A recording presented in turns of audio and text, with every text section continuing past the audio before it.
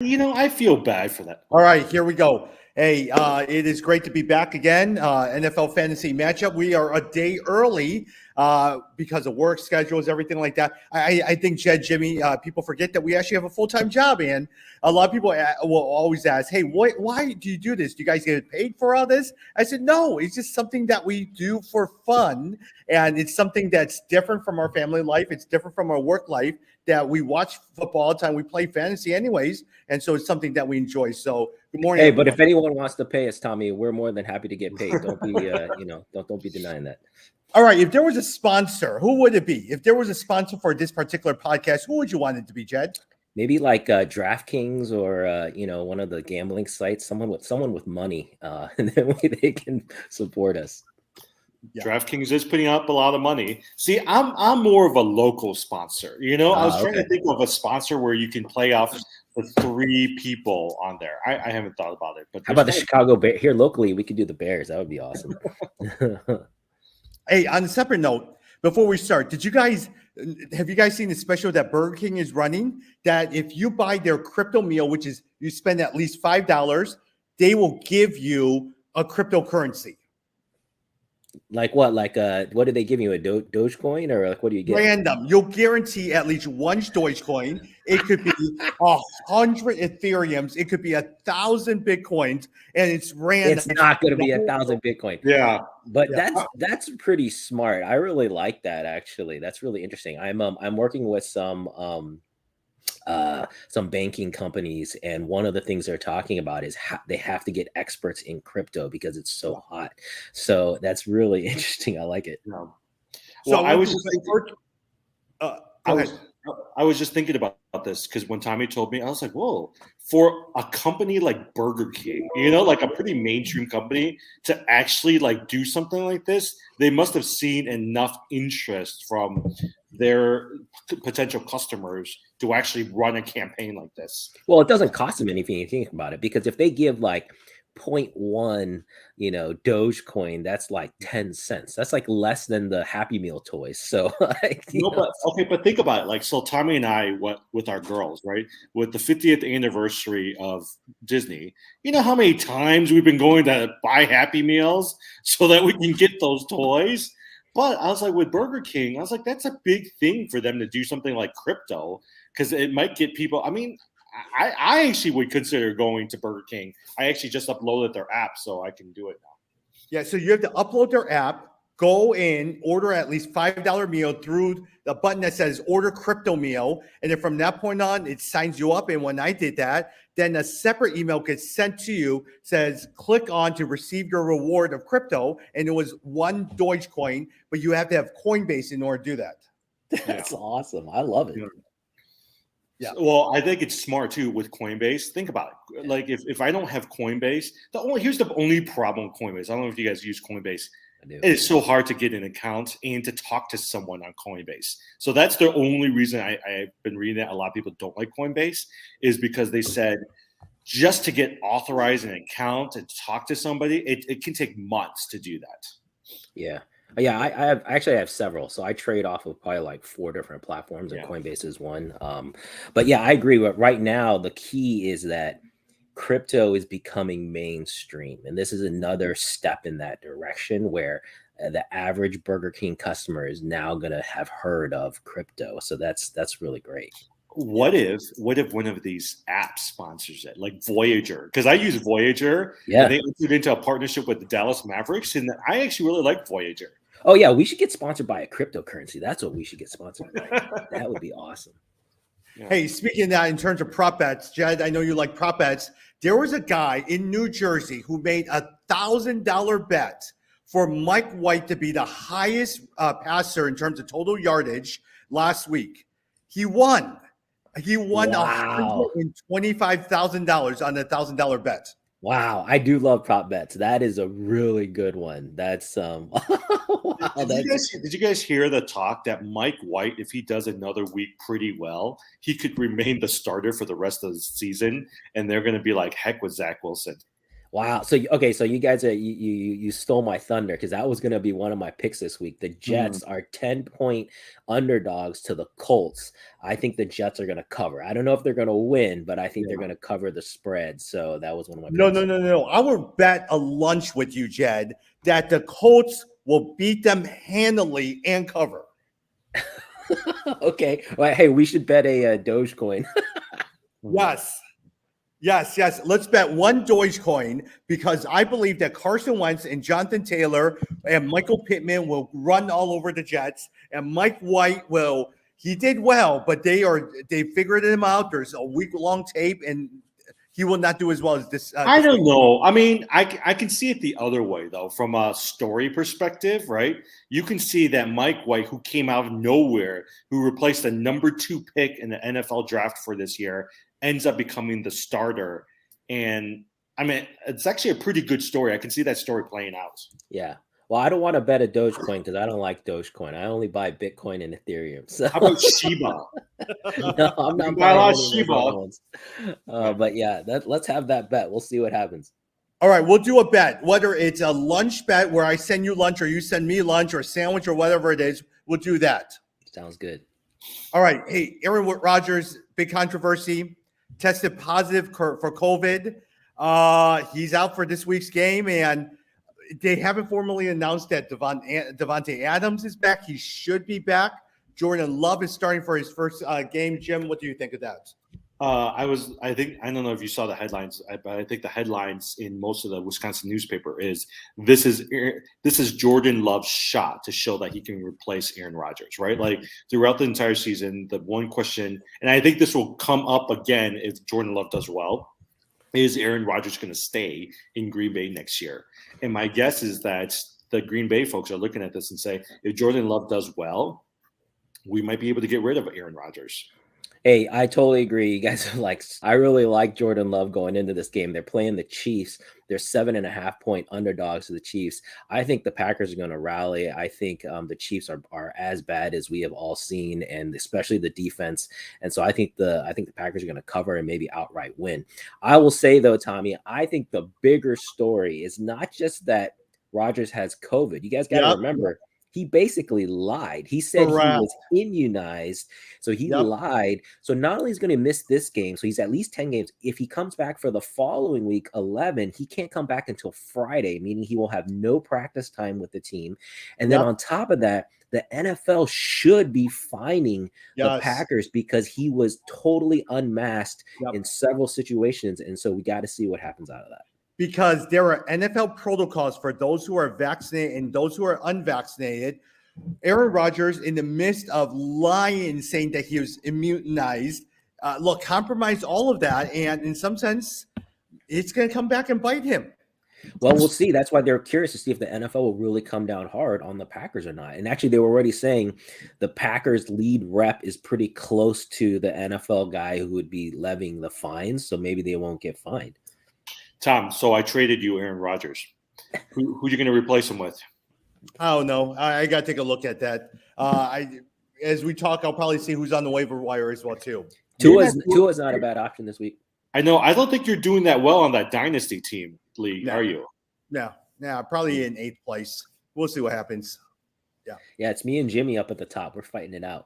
You know what? I'm very happy with my dynasty team. I don't know about you, Jed, but I was here's the thing: if you could draft really good players and have that core, you're pretty set for a while. Oh, I knew after our very first draft when I got Dalvin Cook and Derrick Henry, I was like, I'm pretty much set for like 3 years, 4 years.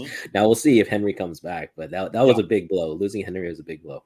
I would say in the dynasty league, like for instance, our basketball league, I spent so much money on Jokic and also Doncic.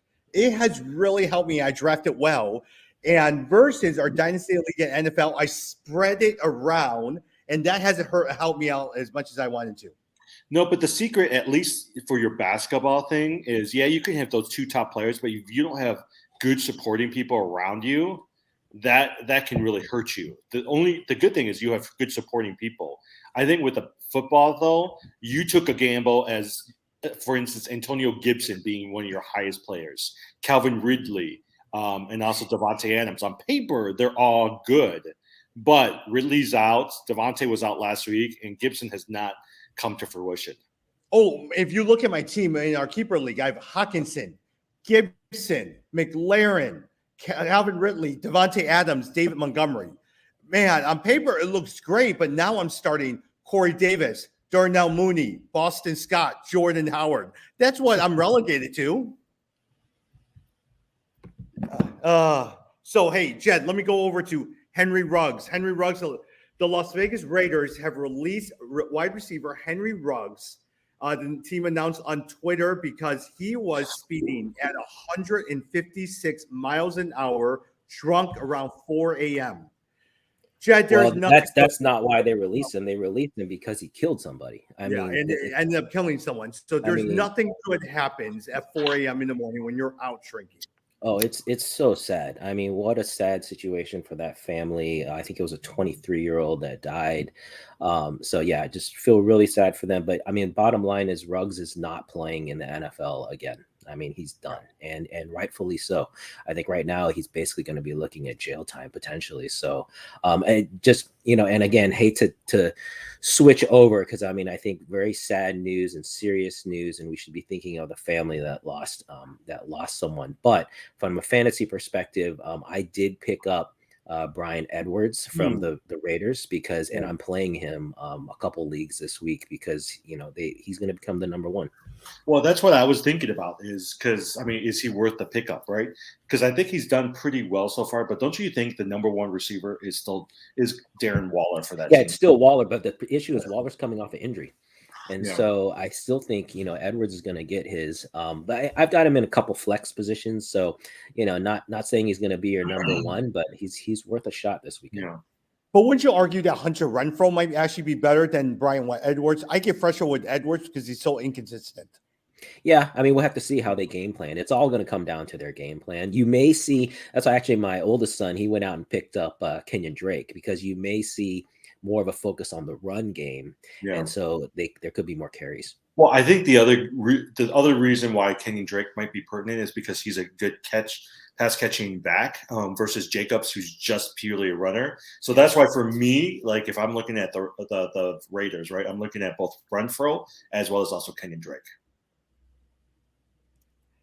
Jim, Michael Thomas had a setback while recovering from ankle injury and announced Wednesday that he is out for the season. For all those who has had Michael Thomas, including myself, on the IL, he is done for the season. Yeah, so I mean, the two people that I saw everyone start dropping this week, Deshaun Watson as well as Michael Thomas. I do think from a dynasty perspective, if this is a dynasty league, you should keep him, right? And figure out if there's a way you can trade that player if you're in first or second place for some assets. I still think there's some potential down the road for Michael Thomas, but when he plays next year, it's going to be like a year and a half, almost 2 years before he's played a game. And I think it's kind of funny how he went from being a number one receiver a couple of years ago to where he's at now. Yeah, Jed, we were just talking about right before we recorded. Odell Beckham is expected. He has been sent home. He is expected to be away from the team for the rest of the season. Coach Kevin Stefanski told players that Odell Beckham is not on the team right now. I don't think they have plans to ever bring him back. Look, a lot of times they only have so many options. They could waive Beckham immediately. The only problem is if someone picks him up or someone doesn't pick him up, they are now on the hook for their $8 million. They can just put him on an injured reserve, or they just remain on the roster but stay inactive. If you had a gut feeling, what do you think is going to happen with Odell Beckham? I think he'll get released. I think he's going to get released, but I think somebody's going to claim him on waivers. So I don't think he's going to become a free agent, but it'll be interesting to see who. But it's an interesting play. I was debating whether or not, from a fantasy perspective, to hold on to him. Yeah. Ultimately, I don't think it is because I think there was just too much of a drop in, his production. And so there's going to be a lot to sort out. I want to see him actually get onto a team and then actually get onto the field. And then I might consider it. Yep. The Rams need to be the best landing if he was dropped. That is the rumor that I'm reading. The Rams seem to be the best landing spot, Jim. See, I really wish that they wouldn't go to the Rams, right? Like, because Deshaun Jackson went to the Rams, and he got cut. Yeah, Deshaun he got Jackson got cut. Yeah. Van Jefferson is really good. I mean, here's the thing: is if OBJ goes there, he'll disrupt the team. He'll disrupt the dynamics because he's going to want the ball. I don't know if you guys saw the 11-minute clip, but his dad sent an 11-minute clip to the Cleveland Browns showing all the times that he's been open. And so I think last year, if you looked at what happened with the Browns right after OBJ got injured, they were fine. They did really well. They actually even made it to the playoffs and won that first game. So I actually expect Jarvis Landry. I expect the Browns to be pretty good without him as a distraction. Now, on a separate note, do you think that Odell Beckham Sr. was the one who made the clip, or did someone do it for him and sent it over to him?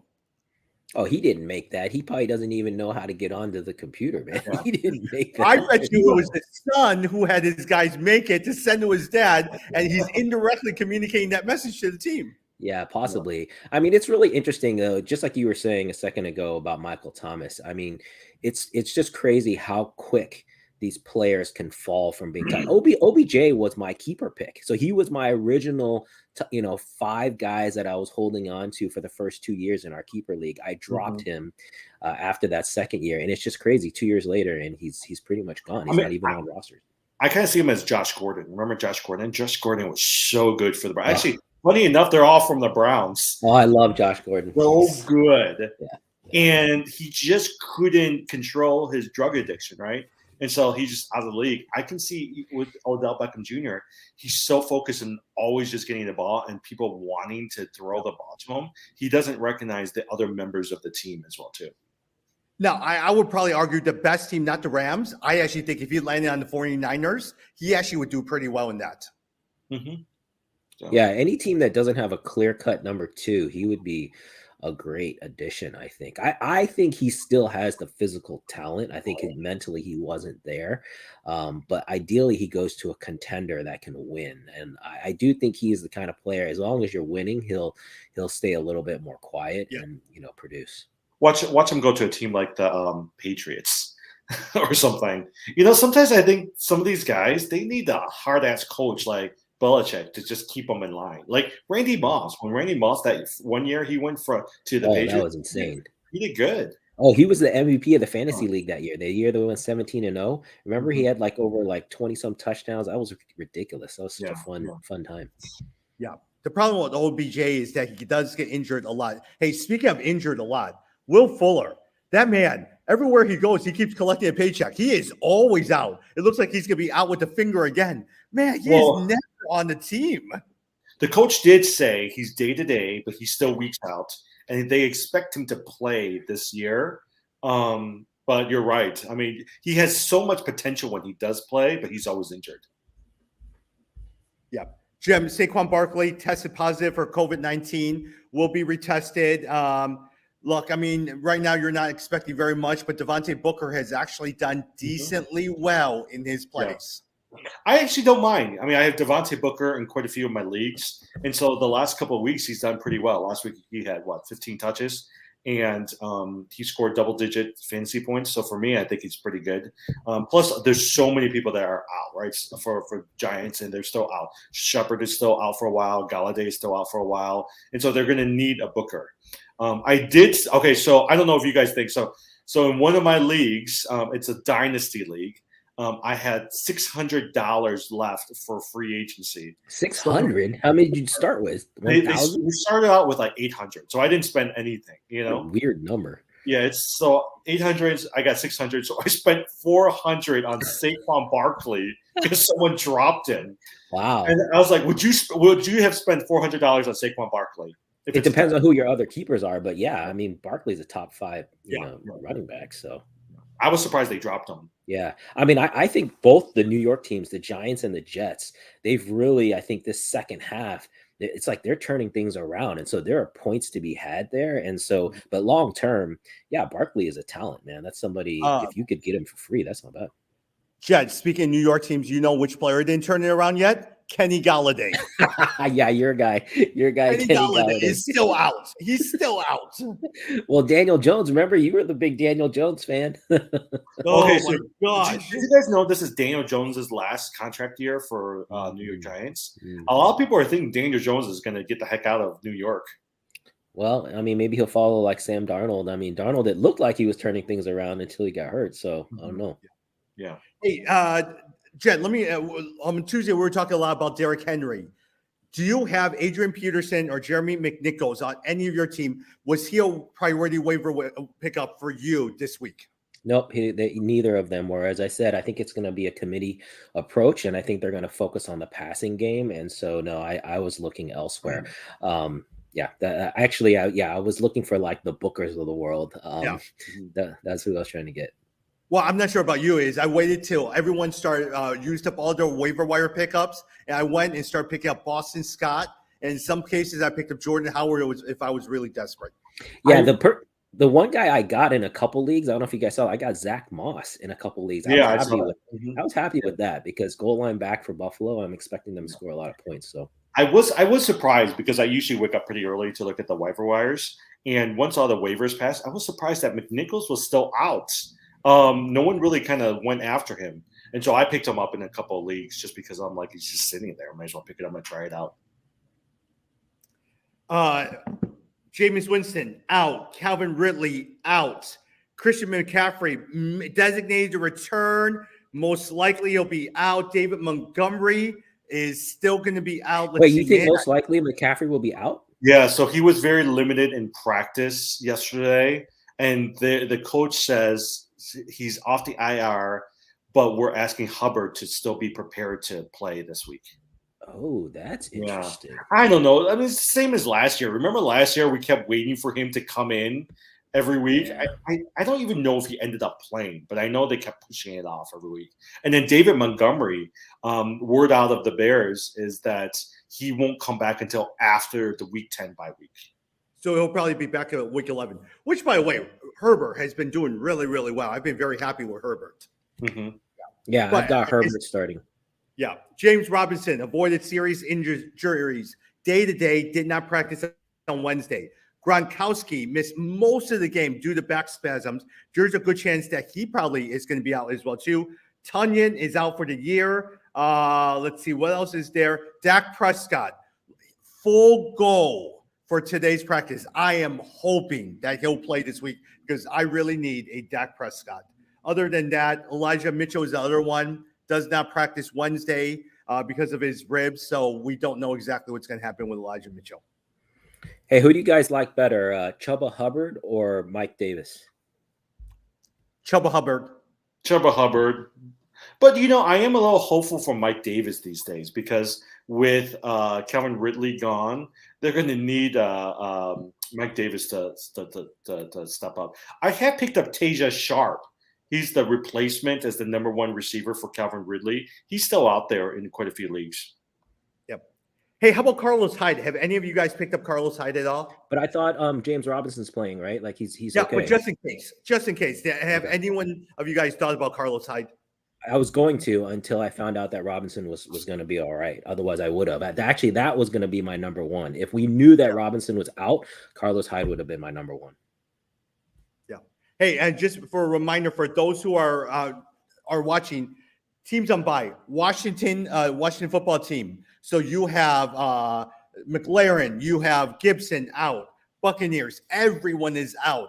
Tom Brady, Godwin, Evans, Brown, Fournette is out. Lions, you have DeAndre Swift. Yeah, DeAndre Swift is out. Hawkinson is out. Seattle, of course, you have Russell Wilson out. You have Metcalf. You have all those guys. So, Tom, with that, the other thing I was reading, I don't know if you guys saw that. So they have the week this week. They have bye week next, and then the week after they have playing, and they're thinking Russell Wilson is going to come back after week 11. So most likely he'll come back week 11. Yeah, and I picked him up in that one league. I think I was so excited. I was ready like, for the playoffs, right? But I'm so behind in that league. This is the logic, right, Jed, of why sometimes if there's really no good players on the waiver wire, Just allow people to use up their waiver wire ads and then move up on the priority. Then suddenly you get a Saquon Barkley or you get a Russell Wilson landing right there because someone gets desperate and you're right there with the first waiver wire pick. Well, so two things. This is why I do not like leagues that have waiver wire based on priority. I think you should do an auction. I think that's much more fair. And then second, I don't like leagues that do snake drafts. They should all do auction drafts. Well, I did accidentally drop Michael Pittman, and I'm still mad. Oh, did you get it back, or they said no? Because my guess is somebody didn't read the note. So I woke up this morning to add Michael Pittman. Someone already added him, and I'm like, you know what? It was my mistake. I'm just gonna have to. But then I was looking, and I just saw that the last 2 weeks he scored 20 fantasy points in each team. I was like, that stinks. But hey, why can't you go back to the commissioner and tell them? You sent the message out. No, I don't want to be that person, so I just left it alone. Yeah, that's a tough one. Yeah. But Jed, the waiver wire pickups, the one thing is, I actually think if you don't do auctions, then at least have the worst record gets the best waiver wire. Yeah. Okay. That I agree with. I do. I mean, yeah. It's, for example, if there's a tie, definitely I want to help. So that's the other thing I would say is I don't like leagues that have too many bench spots. Like, I think the bench should be limited to 4 or 5 players because otherwise the pool of players available is too weak. Yep. Like our dynasty league is actually pretty good. Like, I wish there was another couple more because there are times where I was like, oh, I really need that player. But I'm like, you know what? I appreciate that there's still decent players out there you can get. Exactly. That's why I think our bench is perfect. We got 4 plus like 2 IR spots. I think that's great. Mm-hmm. Oh, the league that Jimmy and I are in, I don't like. I like the guys playing in it, but it's a 12-team league with 6 benches. It is not fun. If you're in last place, there's no wiggle room at all for you to move up. Yeah, you should get that change next year. I had in my other league I've been in for 20 years. We just dropped 1 bench spot just this past year, and actually I'm going to push for another one next year. Tom, we should do that. The one where we have it with our old friends. We should drop a couple spots because there's a lot in our basketball keeper league. What has worked for us is there's only about 4 bench spots with basketball, so you see a lot of movement and it makes it a lot more interesting. Yeah. Hey, we could talk about this later. It's only like a 30-second aside. Did you see how far ahead the Bulls have moved up in rankings these days for the NBA? I said that. 3. Did you say? I was like, whoa, they're pretty high up there now. All right, let's hold that. Let's hold off on that because I want to go with Jed's picks for the week. And then from that point on, I want to go through some games. And then let's talk about basketball for a little bit. Yeah. So, well, you guys already heard my 2 picks. We kind of stole some of my thunder, but I think one of the big ones again, Packers are 7.5 point underdogs to the Chiefs, but I think Jordan Love is going to do well. I think the team's going to rally, and I just think the Chiefs defense in particular is just in shambles. So I expect the Packers to focus on Aaron Jones. I still think Love is going to have a good enough game getting the ball to Devontae Adams. I think the Packers will either cover or outright win this game against the Chiefs. The other pick that I mentioned, we talked about the Raiders and the Giants. This one, I really wanted to pick the Giants. They're 3-point underdogs to the Raiders, but I think the Raiders coming off the bye week, they have a good chance to beat that. But I was hoping to kind of pick the Giants there. But the other big one was the Jets versus the Colts. So me and Tommy will have a little bet. I've got the Jets covering the 10-point spread. Tommy's got the Colts beating them. Basically, I'm banking on Carson Wentz throwing a couple interceptions, the Jets and Mike White continuing his Cinderella story. So I think they'll be able to cover. So we'll see what happens. Michael Pittman's going to do well. Jonathan Taylor's going to do well. Darius Leonard is going to be all over the field. You're going to see 11 tackles, at least 1 or 2 sacks with a couple of quarterback pressures. That's what you're going to see. You know what's going to help White as a quarterback if Michael Carter continues to emerge as a pretty decent fantasy player, and the backup tight end the backup running back Johnson is going to be able to help because both of them last week did pretty well. Johnson also almost rushed for 100 yards. I think he rushed for like 86 yards. If both those running backs can do well, they'll take pressure off of the quarterback. And I actually think I'm like you. I think they have a decent chance. Hey, a couple of things. Now, Jed, I would not be surprised. The only thing I disagree with you is I think Jordan Love probably won't do well. I would not be surprised if it was A.J. Dillon, Aaron Jones running all day. I would not be surprised if that's going to happen. Well, especially if Devontae Adams, because right now technically he's still on COVID protocols, right? And so you're hoping that he's going to come back. But if he doesn't come back, you're going to have to go with those two running backs, and that's what they did last time. I also think Mercedes Lewis, the backup tight end, who's going to take over for Tonyan, he might be a good fantasy play for some people looking for a tight end. Yeah, I was just going to say, I have a team that has both Aaron Jones and A.J. Dillon. This is the first game I'm going to play both because I think you guys are right. I think there's going to be enough points to go around. Yeah. Hey, one ad, especially with all of the Tonyan is out, everything like that, tight end.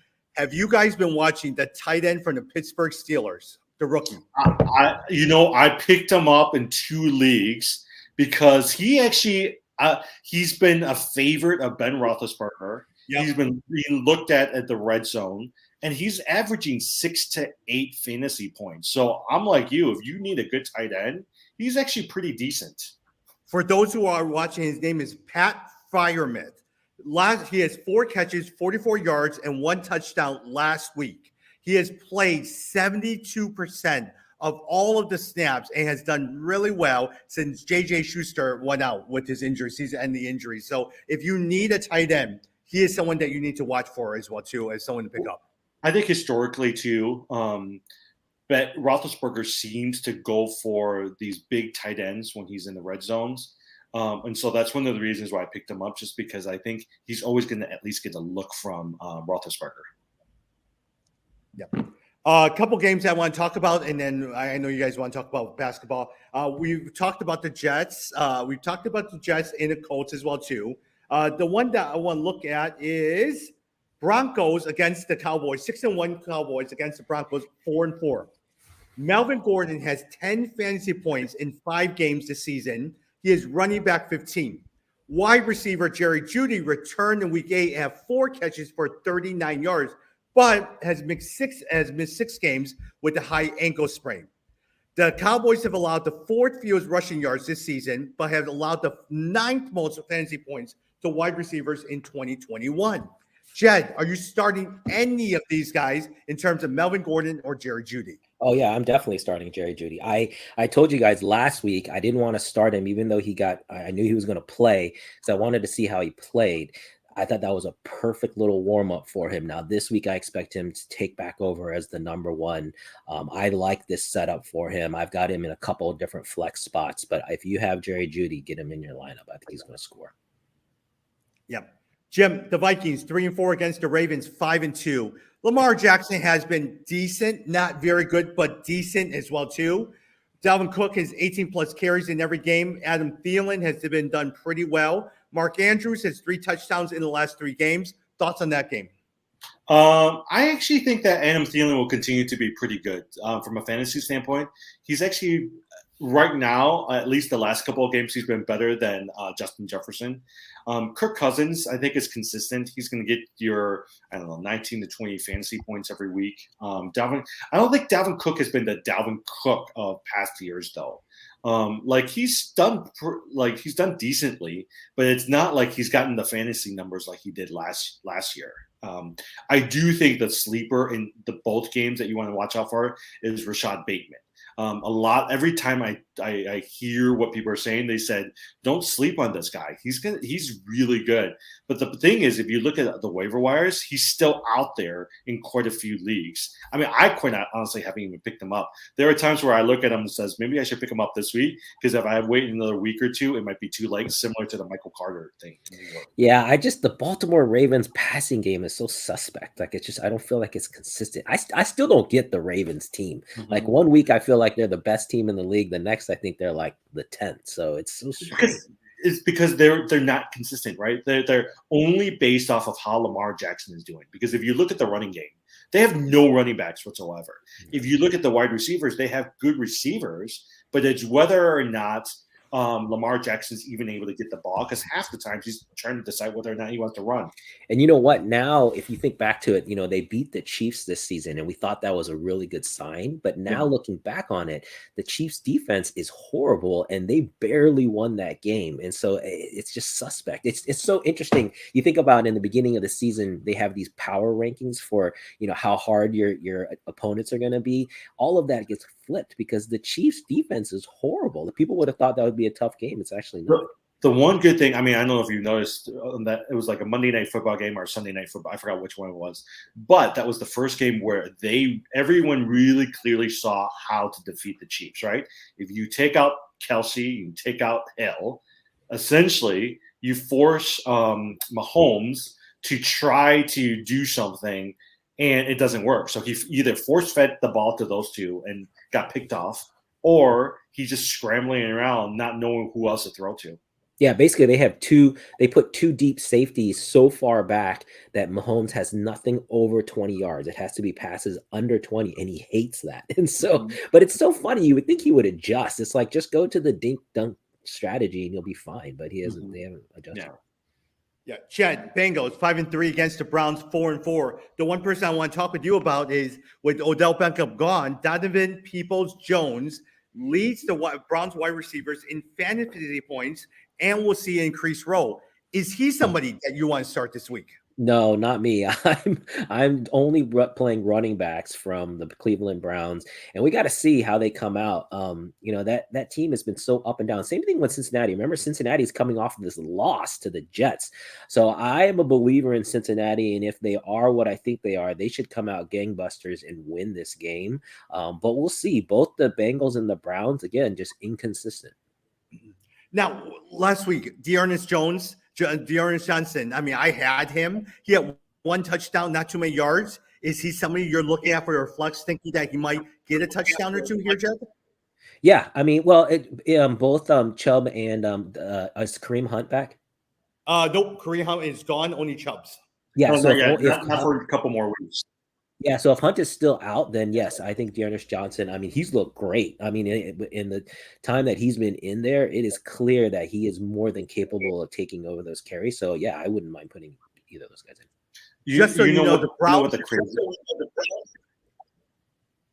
Go ahead, Jim. Oh, no, go ahead. I'm lagging right now for my internet. All right, just so you know, Jed, going with what you're saying, the Browns have allowed the fifth most fantasy points to quarterbacks in 2021. They also have allowed 17 receiving touchdowns, tied for the third most in the NFL. I would not be surprised. Look, Jamar Chase, Tyler Boyd, T. Higgins, but you're going to see a lot of connections between Burrow and Chase this week. Yeah, I think the passing game for Cincinnati is going to look good. I was debating, so I had Tyler Boyd. I just dropped him for Zach Moss in our league because I was debating the third Cincinnati receiver. To me, Boyd is third behind Higgins and Chase, or a Zach Moss who's hopefully the goal line back. So, but no, I expect if you got Tyler Boyd, get him in there. I think he's got a good shot.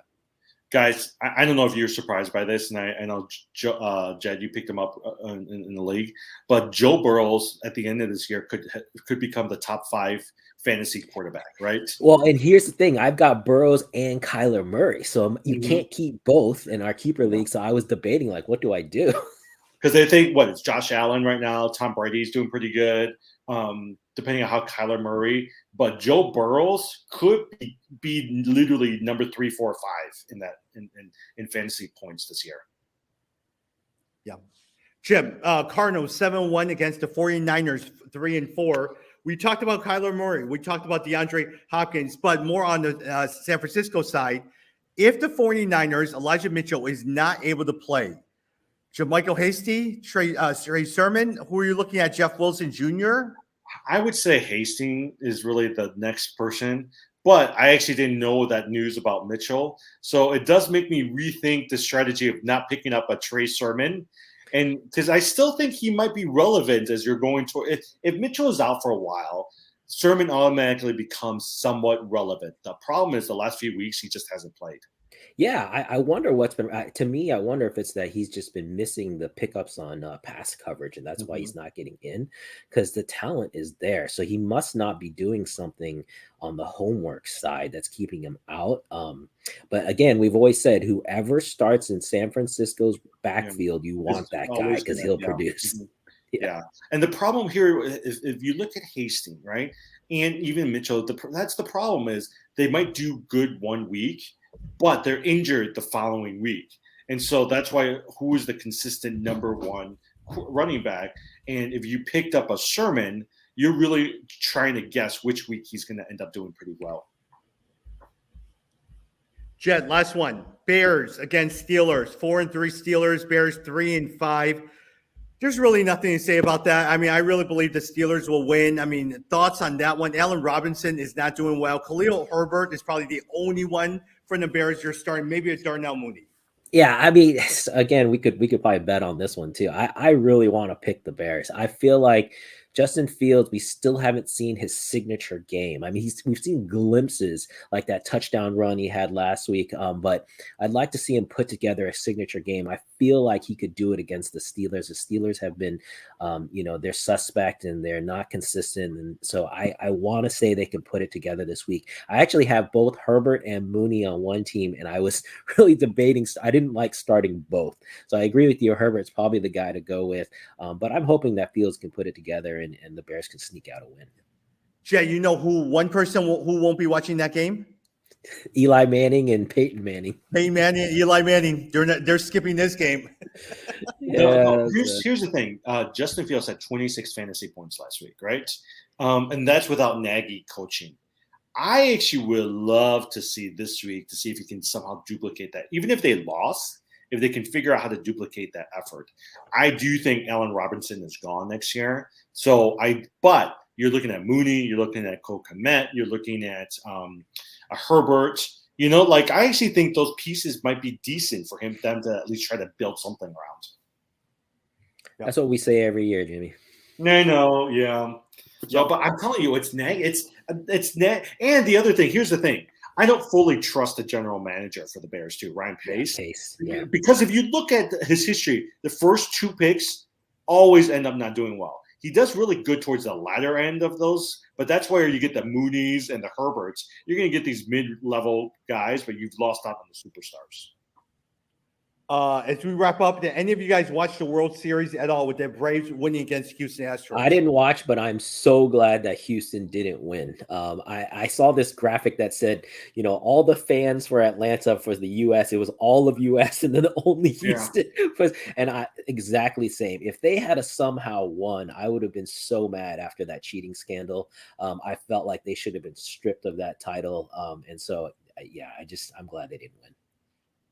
Yeah. And also Soler, former Cub Jorge Soler, won the MVP. He was a midseason acquisition from the Kansas City Royals. Man, he did so well in the World Series. Well, you saw the talent there. I remember during that one playoff run for the Cubs. I mean, he obviously had the talent. It just wasn't consistent yet.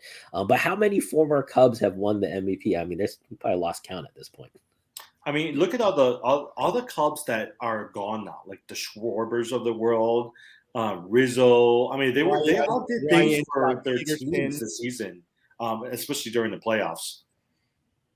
Yeah, Jim, thoughts about the Bulls before we wrap up? Yeah, they really shot up in power rankings, even above So I think number one is the Miami Heat, right? The Miami Heat, if you look at it, this last game I was watching them, they had Bam scoring 20-some points. They had Lowry scoring 27 points. Butler's doing well.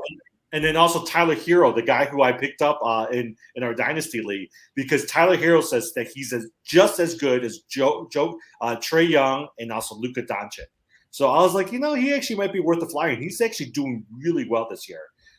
Second is Utah Jazz, who came down for number one rankings. And number three is the Chicago Bulls, right above Golden State Warriors. They just lost yesterday for Philadelphia, so you're hoping that's just a fluke, but they've been doing really well. DeMar DeRozan is actually now the leading scorer this season. So, Jimmy, we should have developed some kind of a game where you could buy stock in teams and then as they go up the power rankings. Yeah. Because remember, we can go back to our recording. When the season started, I said the Bulls were ranked 9th in the East, and I said that was ridiculous. They should be 3rd or 4th in the East, and now they're 3rd or 4th overall. I mean, I thought that was obvious from the preseason that this team was going to shoot up, and it's definitely a playoff team. There were experts out there saying they might not be a playoff team, which is ridiculous. Do you guys remember? I don't think you've ever played this game. There was before fantasy basketball and football, there was this game called NBA Fantasy GM. And it was actually a game very similar to that. You can buy players for really, really cheap, right? And then as they go up, you can keep the players or you can sell them for a certain amount of money. But it was always really neat to be able to say you got, Jimmy Butler when he was like $1, and now he's worth $60. Well, you can do that with trading cards now. I mean, the trading card market has shot up, and so you can definitely, you buy into rookies, and then you see how their cards go, and then you can sell it. I mean, the trading card market is basically the stock market now. Yeah, interesting. Yeah. The only concern with the Bulls right now, with the injury to Patrick Williams, they don't have a lot of size. Because if you look at the center position, Vucevic just isn't. I mean, but after him, who else are you starting? So you've been seeing a lot of Caruso in the fourth quarter. Now, here's rumors I hear a little bit about is Thaddeus Young is not playing very much in the rotation. Former Bull. The Spurs might release him. They might trade him. He might be someone to target. Some people have said, is Marvin Bagley from the Sacramento Kings someone that you want to take a shot at because you have a trade chip in Kobe White? So he clearly is from the old regime. Can you dangle him for a couple players? Yeah, you're right. Size is one of the biggest issues, but the thing about Caruso, remember, he's been playing in the fourth quarter before the injury. And so he was definitely the guy they were planning to go to when it came down to the key minutes. I mean, this team is built to be small ball. It's built to be team-oriented, a lot of passing. So, but I agree, if they want to go deeper into the playoffs, they got to get more size. Well, that's why, for me, I don't think they're going to trade a Kobe White, right? Because I think Kobe White fits into the type of basketball that they want to play. My guess is if they're going to trade someone, they're going to trade a Vucevic to go after one or two bigger guys for them. Because Vucevic, if you think about it, doesn't really fit clearly into the system because he's kind of a little slower. He needs to play half court. And he's right now the third or fourth option behind Lonzo Ball or Zach LaVine. And so my guess is they'll end up getting rid of him. Yeah, those centers that do really well. Gobert does really well. Capella, Jared Allen. Those are the three guys I tend to like. Evan Mobley over at Cleveland has been doing really, really well. Can you imagine if a guy like Capella or Gobert was on the Bulls with this group of people? Like I think they would be they would at least be one or two. My only concern right now is DeMar DeRozan. He is playing out of his mind. He's performing, I would say, at a maybe 50-60% higher rate than I expected to start the season. I'm just not sure he can consistently do that. That's my only concern. Is this is just a early season blip, and that it might kind of have regression to the mean. I think the other thing you also have to be concerned about is who is it? The coach even did say Zach LaVine isn't all there yet, and partly just because he injured his hand or finger, and so I think that's the other thing. He's not going to have surgery until the off season, but at some point, I feel like that's really going to affect him. Well, Jim, you have to run to a meeting, and the rest of us have to go back to work. So we'll probably see and talk to each other on Tuesday.